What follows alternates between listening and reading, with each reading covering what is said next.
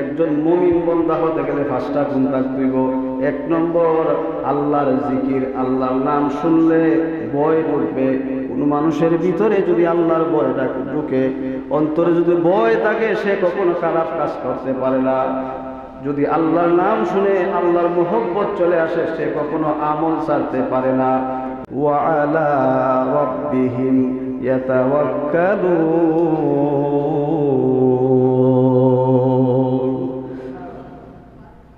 যারা ঈমানদার মুত্তাকি মুমিন, যারা 3য় নম্বর গুণ হবে তাদের, তারা সর্বদা আফত বলা মুসিবত সর্ব অবস্থায় একমাত্র ভরসা করবে কার উপর? আল্লাহর উপর। আল্লাহর উপর একমাত্র ভরসা করবে, আল্লাহর উপর। ইন্নাল্লাহা মা'আস সাবিরিন। আর ঈমানদার মুত্তাকি যারা হবে দিন দিন, তাদের ধৈর্যের পরীক্ষা, ঈমানের পরীক্ষা দিন দিন আরো বেড়ে যাবে, আরো বেশি বাড়বে। দেখবেন যখন আপনি নামাজ পড়েন নাই তখন আপনি ভালো ছিলেন, নামাজ পড়ার পরে দেখা যায় আপনার আগের থেকে এত খারাপ অবস্থা চলতেছে। যখন আপনি বেলাইনে ছিলেন আপনার দিনকাল ভালো চলছে, যখন থেকে আপনি নামাজি হয়ে গেছেন, মসজিদে এসেছেন, হুজুরদের সাথে সম্পর্ক, আপনার কুরআন তেলাওয়াতের সাথে সম্পর্ক, আল্লাহকে ভয় করেন, মুত্তাকি হিসেবে আপনি গণ্য হয়ে যাবেন। এমন সময় দেখবে আপনার উপর একটার পরে আরেকটা কথা তসবির দানা ছিঁড়লে পরে, যেমনি ভাবে একটার পরে একটা তসবিহ দানা পড়ে, তেমনি ভাবে আপনার জীবনে একটার পরে একটা পরীক্ষা চলে আসবে। কথা কোন ঠিক কিনা? মানুষ উপবাস করে, দূর বেটা নামাজ তো পড়তে পারবে, অততে নামাজ ফরজ, অততে আল্লাহ আল্লাহ ফরজ, তোর দিয়ে বিপদ ফুরায় না বেটা, আছে না? যখন তোর দিয়ে বিপদ শেষ নাই, আমরা নামাজে বলে রুজে অনেক খুঁজতে না, আমরা কেন খুঁজতে পাই ফাইব কেমনে? শয়তানে মুরিদ করে দিছে, শয়তানে তোমার সাবিটা ছাইড়ে দিছে, তোমার দ্বারা আড়াই করে। আল্লাহ বলছেন পরীক্ষা একমাত্র ঈমানদারের জন্য, যারা মুত্তাকি ঈমানদার তাদের পরীক্ষা আসবে। আর আল্লাহ বলছেন এটাও পরিচিত জানি, ঈমানদার মুত্তাকি চিনবে কিভাবে? ইন্নাল্লাহা মা'আস সাবিরিন। তারা আমি আল্লাহর উপর ধৈর্য ধারণ করবে। জোরে বলেন সুবহানাল্লাহ। এরপর 3টি গুণ। 4 নম্বর গুণ আল্লাহ বলেন উলাইকা হুমুল মুমিনুন আল্লাযীনা ইউকিমুনাস সালাতা ওয়া মিম্মা রাযাকনাহুম ইউনফিকুন।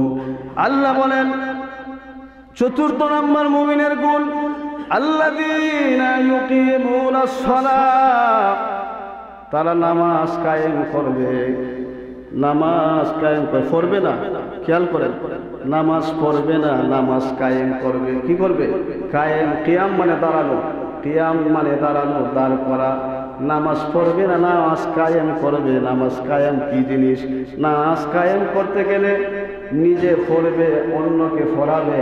কিভাবে ফরানি লাগে এইভাবে ব্যবস্থা করতে হবে। কোরআনের শিক্ষা, রসুলের শিক্ষা সমাজে জারি করে মানুষকে নামাজ দাঁড় করানোর জন্য, উদ্বুদ্ধ করার জন্য মানুষকে সহযোগিতা করবে। এটার নাম হলো নামাজ কায়েম করা। নামাজ কায়েম করতে হবে। খালি নিজে একলা সুবহানাল্লাহ আলহামদুলিল্লাহ বললে হইতো না, নিজে নামাজ পড়লে হইতো না। নামাজের দাওয়াত মানুষকে দিতে হবে, নামাজ পড়ার ব্যবস্থা করতে হবে। যেমন আপনারা মসজিদ করছেন, মসজিদ করার কারণে মানুষ এসে নামাজ পড়ে, না করলে আইলে তো আপনারা গরুই নামাজ পড়তে পারতেন। এটা বোঝানো হয়েছে নামাজ পড়া না, নামাজ কায়েম করা। মুমিনের আরেকটা গুণ হচ্ছে মুমিন নামাজ কায়েম করে। 5 নম্বর গুণ আল্লাহ বলেন ওয়া মিম্মা রাযাকনাহুম ইউনফিকুন। আমি আল্লাহ যে রিজিক তাকে দান করেছি সে তা থেকে আল্লাহর রাস্তায় ব্যয় করবে। আল্লাহর রাস্তায় যা দিছেন আল্লাহ তার থেকে আল্লাহর রাস্তায় ব্যয় করবে। এটা হলো মুমিন। মুসল্লিয়ানে কেরাম, সূরা আরাফের 3-4 থেকে আপনারা বুঝলেন একজন মুমিন বান্দা হতে গেলে 5টা গুণ থাকতে হইব। 1 নম্বর আল্লাহর জিকির, আল্লাহর নাম শুনলে ভয় ঢুকবে। কোন মানুষের ভিতরে যদি আল্লাহর ভয়টা ঢুকে, অন্তরে যদি ভয় থাকে, সে কখনো খারাপ কাজ করতে পারে না। যদি আল্লাহর নাম শুনে আল্লাহর মোহব্বত চলে আসে, সে কখনো আমল ছাড়তে পারে না। 2 নম্বর হলো যখন মুমিন বান্দা, 2 নম্বর তার ভিতরে কোরআন শরীফ তেলাওয়াত করা, কোরআনের আমল অনুসরণ, কোরআনের আইন বিধান মেনে চলা, যে চলবে সে মুমিন। 3 নম্বর হলো সর্ব অবস্থায় বালা মুসিবত, সর্ব অবস্থায় আল্লাহর উপর ভরসা করবে। 4 নম্বর হলো নামাজ কায়েম করবে। 5 নম্বর হলো যাই আছে এর থেকে আল্লাহর রাস্তায় ব্যয় করবে। এই 5টা গুণ যদি আপনার আমলের সাথে মিলে, বুঝতে হবে আপনি একজন পাক্কা ঈমানদার মুমিন। সুবহানাল্লাহ। 5টা গুণ মিলাই নেবেন, তাকে আপনি মুমিন মুত্তাকি। এবার আসুন, মুমিন মুত্তাকি হলে, ঈমানদার হলে কি লাভ হবে? কি লাভ হবে? কি পুরস্কার দিবেন? আল্লাহ বলেন, যদি তুমি ঈমানদার হও, যদি তুমি মুত্তাকি হও, যদি তুমি মুমিন হও, আমি আল্লাহ ওয়াদা দিলাম, আমি আল্লাহ ঘোষণা করলাম, আল্লাযী উলাইকা হুমুল মুমিনিনা হাক্কান। আমি আল্লাহ বললাম সেই প্রকৃত ঈমানদার মুত্তাকি যারা 5টা গুণ পাওয়া যাবে, তারা ঈমানদার, তারা মুত্তাকি, তাদের জন্য আমি পুরস্কার ঘোষণা করলাম। লাহুম দারাজাতুন ইনদা রাব্বিহিম ওয়া মাগফিরাতুন ওয়া রিজকুন কারীম। সুবহানাল্লাহ। লাহুম দারাজা, আল্লাহর কাছে রয়েছে তোমার জন্য উচ্চ মর্যাদা। সুবহানাল্লাহ বলে। ইনদা রাব্বিহিম ওয়া মাগফিরা, শুধু তাই না, আমি আল্লাহর কাছে থাকবে তোমার জন্য গুনাহ মাফের ব্যবস্থা, আল্লাহর কাছে থাকবে তোমার ক্ষমার ব্যবস্থা, ক্ষমার দরজা খোলা থাকবে। 3 নম্বর ওয়া রিজকুন কারীম, আমি আল্লাহ তোমারে সুন্দর রিজিকের ফয়সালা ব্যবস্থা করে দিব। বলেন, যদি আপনার মর্যাদা থাকে, যদি আপনার উচ্চ মর্যাদা থাকে, যদি আপনার ক্ষমার ব্যবস্থা থাকে, যদি আল্লাহ রিজিকের ফয়সালা থাকে, একজন মুমিনের আর কিছু জীবনে লাগে? আর কোনো কিছু প্রয়োজন আছে? যথেষ্ট। আমরা মুমিন মুত্তাকি হতে চাই কি চাই না? এই 5টা গুণ সাথে আমলের সাথে মিল করতে হবে। সব চাইতে যে জিনিস গভীর মনোযোগ, এবং একজন মুত্তাকি মুমিনের কত দাম, এবং একজন মুত্তাকির জীবনের শেষ পাওয়া কি জিনিস হয়। মানুষের সমস্ত কিছুর চাইতে যখন মানুষের শেষ বিদায় বেলা, মানুষের যখন বিদায়ের ঘন্টা বাজে, মানুষের শেষ সময়টা যার সুন্দর, মানুষ বলে শেষ ভালো, যার সব ভালো তার। মানুষের জীবনের যখন শেষ বড় মুহূর্ত চলে আসে, যেই টাইমটাকে বলা হয় সাকরাতের সময়, মরণের সময়, যেই সময়টা ধনী বলো, গরিব বলো, পীর বলো, ফকির বলো, সমস্ত মানুষের জন্য ঝুঁকিপূর্ণ। নবীজি বলেছে, সাকরাতের ঘাট যে পার হয়ে যাবে, কবরের ঘাট যে পার হয়ে যাবে, তার ইহকাল পরকাল সমস্ত কিছু, সমস্ত জায়গায় সে পার হয়ে যাবে। সুবহানাল্লাহ। সাকরাতের ঘাট থেকে শুরু হলো আপনার পরীক্ষা। ওই ঘাটের সময় একজন মুমিন বান্দা, একজন আল্লাহর গোলাম, একজন মুমিনের কত দাম।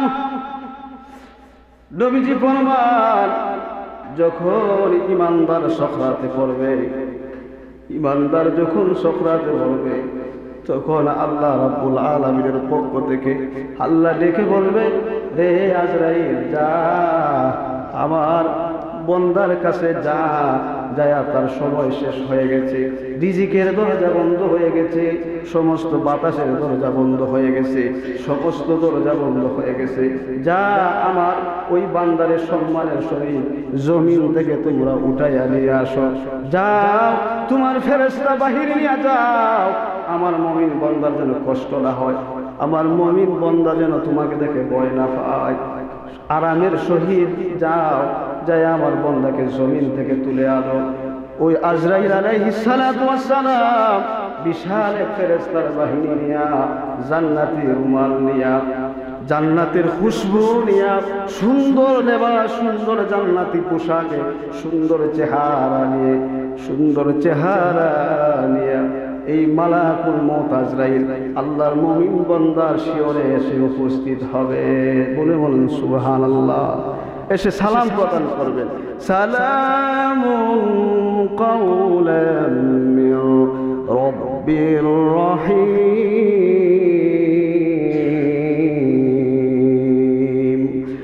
সালাম প্রদান করবে, সালাম প্রদান করেন, শর্ট করতেছি, সালাম প্রদান করেন। চাইবে জান নেওয়ার জন্য, উখরুজ বের হও, রুহু তুমি বের হও, জান কবজ করার জন্য বলবেন উখরুজ বের হও, মুখ দিয়া বের হও, মুখ জান বের করতে দিবে না, মুখ ডাক দিয়া বলবে না না আমি এই মুখ দিয়ে আমার রুহু বাহির করতে দেব না, কারণ ওই মুখ দিয়া আমি আল্লাহর জিকির করেছি। সুবহান। এই মুখ দিয়া আল্লাহর জিকির করেছি, কুরআন তেলাওয়াত করেছি, ওই মুখ দিয়া আমি দিনের খেদমত করেছি, মানুষকে কোরআন হাদিসের কথা বয়ান করে মানুষকে হেদায়েতের রাস্তা দেখাইছি। এই মুখ দিয়া আমি রূহ বাহির হইতে দিব না। মুখ বাধা দিবে, আজরাইল যাবে হাতের দ্বারো, বাবারা গভীর মনোযোগ, আজরাইল যাবে দুটো হাতের দ্বারো, হাতের কাছে গেলে হাত বাধা দিবে, না না ওই হাত দিয়া আমি রূহ বাহির হইতে দিব না, কারণ ওই হাত দিয়া আমি বহু ভালো কাজ করেছি। ইসলাম কায়েম করতে যাইয়া তরবারি চালাইছি, তরবারির মাধ্যমে আমি ইসলাম কায়েম করেছি। এই হাত দ্বারা আল্লাহর অনেক ভালো কাজ আমি করেছি, এই হাত দিয়া রুহু কবজ করতে আমি দিব না। রুহু আজরাইল ব্যর্থ হয়ে পাওয়ার কাছে যাবে, দুটো পাওয়ার কাছে যাবে, পাওয়ার কাছে যাইয়া উখরুজ বলে ডাকবে, পাও দিয়া রুহু বাহির হতে দেবে না, না আমি রুহু বাহির হব না, কারণ হলো এই পাও দিয়া আল্লাহর জমিনে হেঁটে হেঁটে ঐতিহ্যবাহী গোয়াখালা জামি মসজিদে 5 ওয়াক্ত নামাজের জন্য আমি গিয়েছি। জোরে কোন সুবহানাল্লাহ।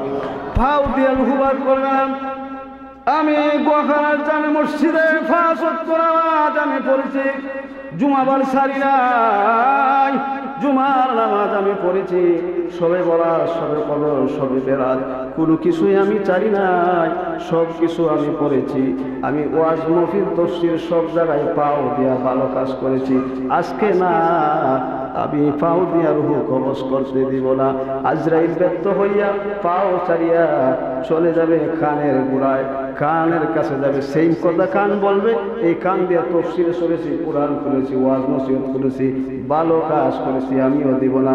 চলে যাবে চৌকের কাছে, চোখও বাধা দিবে, হায় হায় এই চোখ দিয়া কোরআন দেখেছি, ভালো কাজ করেছি, এই চোখ দিয়ে আলিম উলামার, হক্কানি আলিম উলামার চেহারা দেখেছি। আল্লাহু আকবার।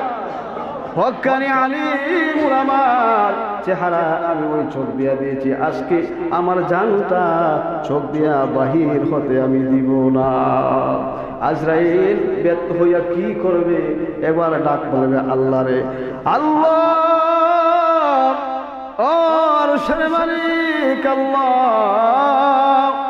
তোমার বান্দা যেই দিকে যায় সেই দিকে তোমার বান্দা আমার জান কবজ করতে দেয় না। এখন আমি আজরাইল কি করব? সুবহানাল্লাহ। এখন আমি আজরাইল কিভাবে তার জান আমি কবজ করব?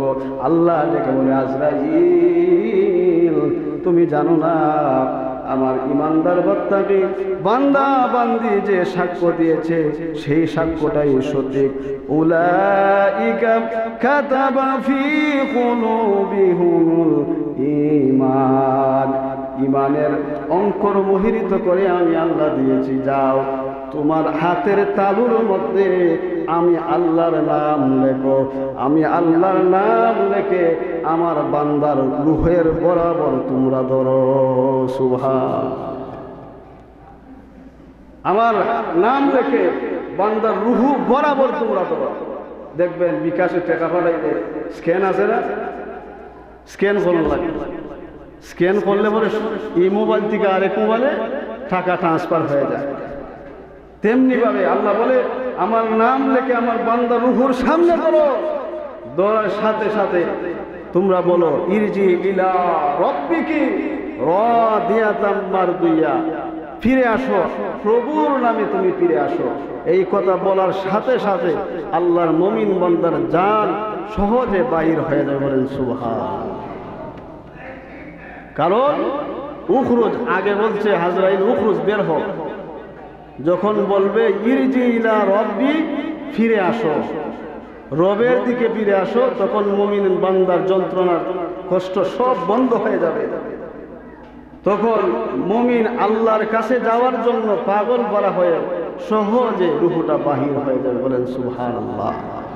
বাবার আমার, সম্মানিত মুসলমান হাজিরানে কেরাম, আমরা মুসলমান, আপনি দেখবেন আপনার ছেলে বিবাহ করাইতেছেন, তখন আপনি মেয়ে তুগাইয়া পাইলেন না, মেয়ের অভাব নাই কিন্তু মেয়ে পাওয়া যায় না। কেন? ভালো না, সব ভালো না, ঠিক না? ছেলে আপনি মেয়ে বিবাহ দিবেন, সবাই জামাই পায় না ভালো, অনেক জামাই থাকে কিন্তু সব কেন পাওয়া যায় না, ভালো মানুষের অভাব। তেমনি ভাবে মানুষ হলে হবে না, মুসলমান হলে হবে না, ইমাম মুত্তাকি মুমিন হতে হবে। কথা বলেন ঠিক কিনা? ইমান মুমিন মুত্তাকি হয়ে কবরে যাইতে বলে দুনিয়া তো লাভ, আখিরাত তো লাভ, কবরেও লাভ। আল্লাহ সকলকে ইমানদার মুমিন মুত্তাকি হওয়ার তৌফিক দান করেন। সকলে বলুন আমিন। ওয়া আখিরু দাওয়ানা আলহামদুলিল্লাহি রাব্বিল আলামিন।